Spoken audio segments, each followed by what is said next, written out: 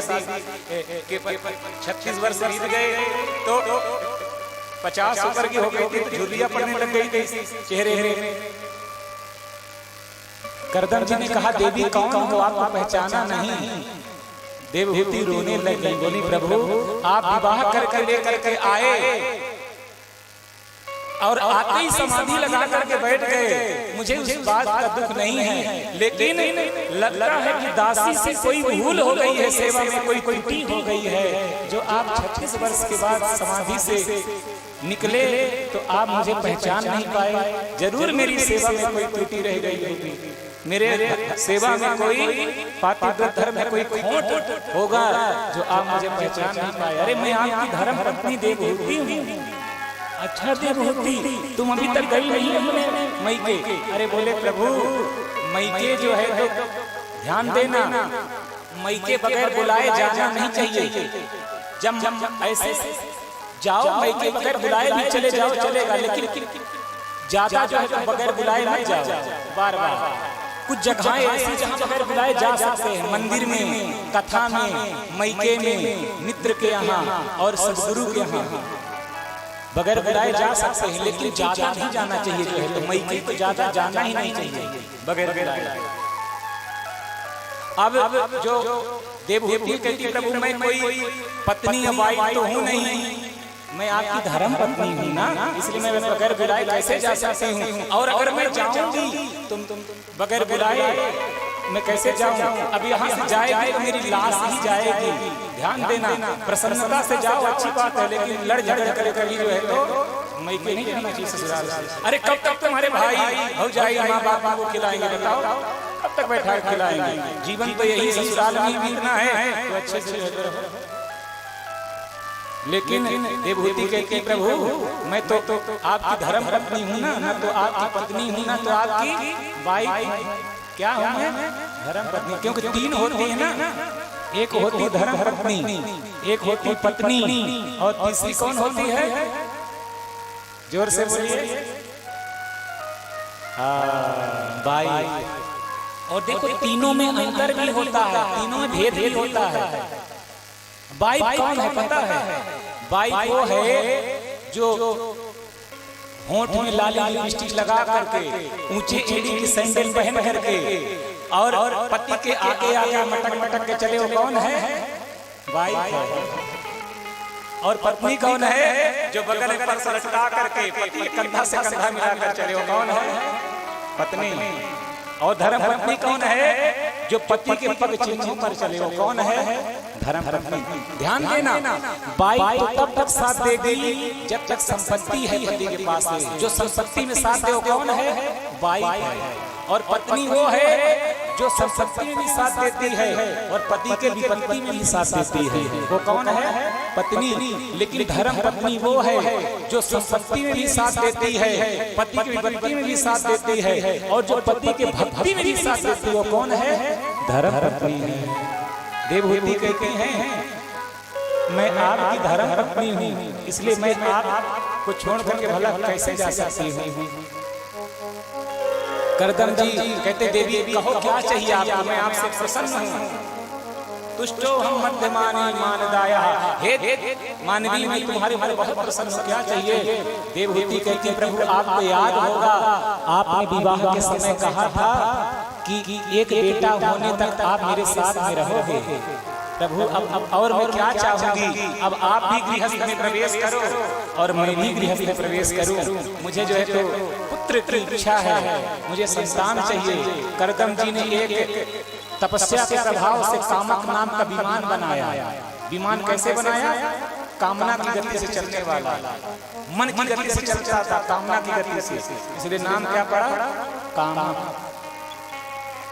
ऐसा नहीं कि आज जो है तो विमान बन रहे हैं हमारे। ध्यान देना, जो आज साइंस कर रही है वो हमारे संतों ने बहुत पहले कर दिया है। साइंस भी वही कर रही है जो धर्मशास्त्रों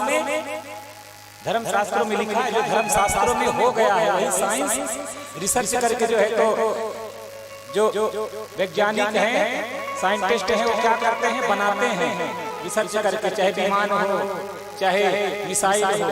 क्या पहले मिसाइल नहीं हुआ करती थी? आप महाभारत युद्ध में देखो, जब बाण छोड़ते थे तो आग निकलता था, धुआं निकलता था, बरसात हो जाती थी।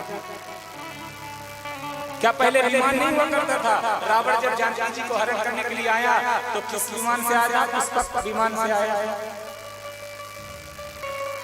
लेकिन आज का जो बच्चे पढ़ लिख लेते हैं थोड़ा, तो क्या कहते हैं, ये भगवान कोई नहीं होता। दुनिया को जो है तो दुनिया को साइंस ने बनाया है। दुनिया को किसने बनाया है? गॉड ने बनाया है। जो थोड़ा बहुत पढ़ लेते हैं कहते हैं दुनिया को गॉड ने बनाया है। दुनिया जो है तो 3 चीजों से बनी है। साइंस कहते हैं दुनिया 3 चीजों से बनी है, जिससे न्यूट्रॉन, इलेक्ट्रॉन और प्रोटॉन, इन 3 चीजों को मिलाकर क्या बनी है दुनिया, साइंस कहते हैं। लेकिन हमारे धर्मशास्त्र क्या कहते हैं दुनिया कैसे बनी है? सतोगुण, तमोगुण और रजोगुण को मिलाकर क्या बनी है दुनिया बनी है। साइंस अलग कुछ नहीं कर रहा है। ये ऋषि महामुनि जो थे ना, इन्होंने क्या सोचा कि महाभारत युद्ध में कितने जो है तो बच्चे मर गए, कितने वीर मर गए, कितने योद्धा जो है तो शहीद हो गए। अगर ये आविष्कार रहेंगे तो ऐसे आए दिन जो है तो हानि होती रहेगी। तो अपने आविष्कारों को छुपा दिए। ये जो विदेशी लोग हैं, अंग्रेज लोग, ये हमारे गीता को पढ़े, हमारे महाभारत को पढ़े, भागवत को पढ़े, और इससे जो है तो इन्होंने रिसर्च किया, क्यों ना जो है विमान बनाया जाए, क्यों ना जो है परमाणु बम बनाया जाए। तो पहले हमारे ऋषि महामुनि से जो है तो वैज्ञानिक थे। ये कर्दम जी जैसा कौन वैज्ञानिक होगा जिन्होंने अपने तपस्या के प्रभाव से कामक नाम का विमान बना दिया। और विमान भी ऐसा नहीं, उस विमान में सारा साम्राज्य भोगों का, ऐसा विमान सारा भोगों का साम्राज्य। उसमें सरोवर भी है कुसुम नाम का। हाथ पकड़े देवहूति का कर्दम जी, गए सरोवर में डुबकी लगाए, खुद हो गए 25 वर्ष के और देवहूति हो गई 21 वर्ष की। और दोनों उस जो है तो विमान में रमण करने लग गए, विचरण करने लग गए। एक के बाद एक देवहूति की 9 कन्याएं हो गई। कितनी?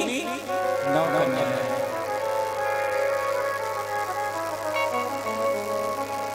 जब 9 बेटियां हो गई, कर्दम जी ने अपना दंड का मंडल उठाया, बोले जा रहे हैं भजन करने के लिए। क्योंकि मैंने कहा था एक बेटा होने के बाद जो चला जाऊंगा संन्यास ले लूंगा, यहाँ तो 9 बेटियां हो गई। देवहूति चरणों में गिर गई, बाबा कहाँ जा रहे हो स्वामी? अरे ये तो बेटियां हैं, ब्याह करके ससुराल चली जाएंगी, मैं तो ऐसे ऐसे अकेली रह जाऊंगी। जैसे 9 बेटी दिए हो वैसे बेटा भी दे करके जाओ। तब इनको याद आया कि अरे जिन भगवान की तपस्या करने के लिए मैं जंगल में जा रहा हूँ, वो भगवान तो हमारे यहाँ पुत्र बन करके आने का जो है तो हमें वचन दिए हैं। कर्दम जी महाराज बड़े जो है तो प्रसन्न हुए और अपना दंड का मंडल रख दिया। और एक दिन अपने अंदर भगवत आदेश देखा और कर्दम जी के द्वारा देवहूति ने गर्भ धारण किया, भगवान के न्यास लेने की तैयारी कर ली। जब भगवान कपिल का जन्म हुआ ना, तो ब्रह्मा जी भी आए कपिल भगवान की स्तुति करने के लिए, क्योंकि भगवान के अवतार हैं ना कपिल। ब्रह्मा जी के जो बेटे हुए थे पहले 10 पुत्रों को जन्म दिए थे ना, मानस पुत्रों को, अत्रि, पुलस्त्य, भृगु, वशिष्ठ, ऐसे जो है तो कृतु 9 बेटे तो थे। 10वें नंबर के नारद जी कहीं घूमने निकल गए थे, तो 9 बेटों को लेकर के आए साथ में दर्शन करने के लिए भगवान का, कपिल का। कर्दम जी ने देखा, कर्दम जी ने कहा अरे ब्रह्मा जी आपके पास 9 बेटे हैं, आपके साथ 9 बेटे आए हैं और मेरे यहाँ 9 बेटियां हैं। अगर आप चाहो तो बढ़िया सुंदर जो है तो विवाह हो जाए इनका, तो घर बैठे दामाद मिल गए, मुझे कहीं खोजने की जरूरत नहीं पड़ेगी। तो कर्दम जी के पास आकर ब्रह्मा जी ने कहा सुहद शीघ्रम। 10वें नंबर के जो नारद जी थे ये नहीं थे, तो 9 बेटियां जो थी इनका 9 बेटों के साथ विवाह हो गया। अत्रि का विवाह हो गया अनुसुईया के साथ में, अरुंधति का विवाह हो गया वशिष्ठ के साथ में, पुलस्त्य का विवाह हो गया कृतु के साथ में। ऐसे जो 9 बेटियां थी 9 बेटों के साथ विवाह हो गया। 10वें नंबर के नारद जी थे कहीं घूमने निकल गए थे, बेचारे आज तक घूम ही रहे हैं, विवाह हुआ ही। बोलो राधे राधे। आज तक बेचारे घूम ही रहे, विवाह ही नहीं।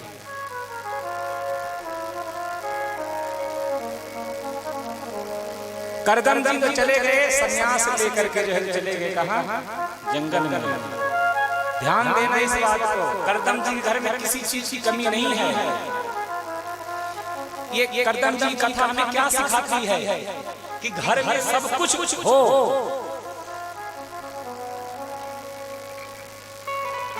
घर में सब कुछ हो, लेकिन भगवान का भजन जरूर करना चाहिए। 4 आश्रम भगवान ने बनाया।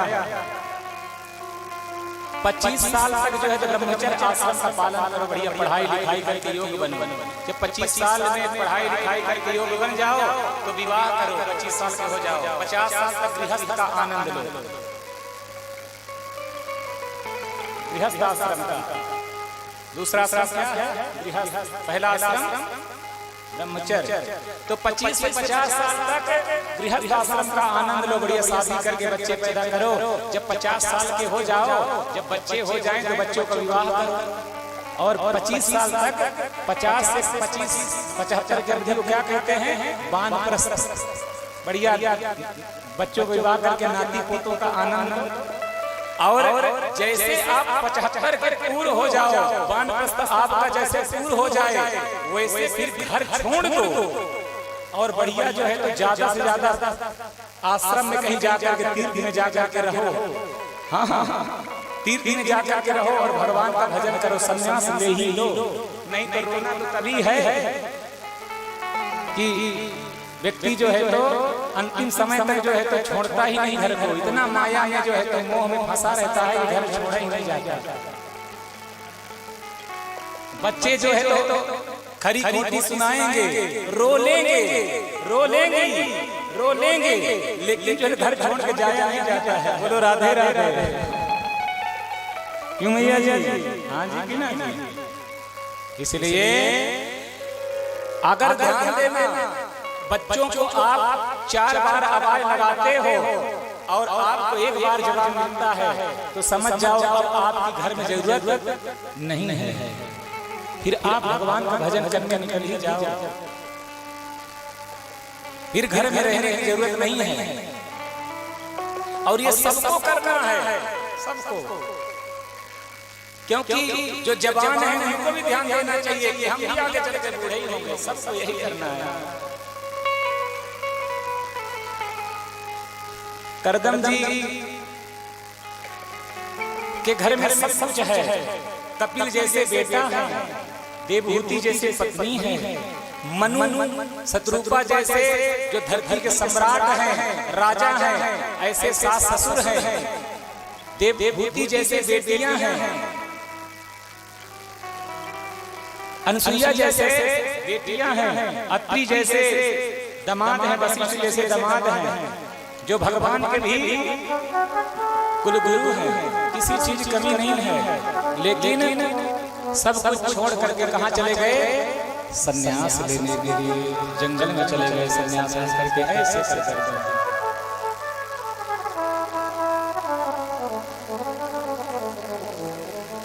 सब कुछ छोड़ करके सन्यास ले लिए। ऐसा नहीं कि घर में जो है तो बैठे रहे, सब कुछ छोड़ कर सन्यास। लेकिन हम लोगों से छोड़ा नहीं जाता घर, हम लोगों से घर नहीं छोड़ा जाता। एक माता जी अपने बच्चों से बहुत परेशान हो गई। बच्चे बहू जो है तो बहुत झगड़ा करते माता जी से, इतना झगड़ा करते, बहू जो है तो खरी खोटी सुनाती। और माता जी जो है तो जब बूढ़ी हो गई तो माता जी को बहू ने क्या काम में लगा दिया? बोली जाओ जंगल से लकड़ियां काट करके लेकर के आओ, क्योंकि घर में जो है तो गैस की सुविधा उस समय नहीं होती थी। अब वो इतना जो है तो बहू परेशान करती अपनी सास को। सास बेचारी बूढ़ी हो गई थी। अब वो बेचारी जंगल में जा करके लकड़ी काटती और रोती बैठ करके, और फिर जो है तो लेकर के जंगल में से लकड़ियां घर जाती। एक दिन जंगल में गई और लकड़ी काट करके जो है तो बोझ बनाया, लेकिन उठ नहीं रहा था। जैसे उठाए वैसे लकड़ी का बोझ गिर जाए, उसके पैर में लगा, जो है तो चोट लग गई, रोने लग गई। हे भगवान, ऐसी जिंदगी से अच्छा तो मृत्यु आ जाए तो ठीक है। यमराज को कोसने लग गई। हे यमराज, मेरे उम्र वाली सबको तुमने उठा लिया और मुझे जो है तो भोगने के लिए अभी तक जो है धरती पर जो है छोड़ करके रखे हो। कहाँ मर गए, मुझे भी उठा लो। यमराज को कहते हैं कोस रही यमराज को। यमराज कहीं घूम ही रहे थे, यमराज उसके सामने आ गए, उस माता जी के सामने। माता जी ने देखा यमराज को, बोले कौन है आप? बोले आपने अभी याद किया ना। अच्छा मैंने किसको याद किया? बोले आप ही तो कह रहे थे यमराज, आप मुझे याद किए, मैं यमराज हूँ, मैं आपको बुलाने के लिए आया हूँ, कहिए क्या काम है? तो कहती है कि बस ऐसे याद कर रहे थे, बोझ वोझ नहीं रहा था, तो हम सोचे आप आ जाओ, बोझा जो है सर पे रख इसलिए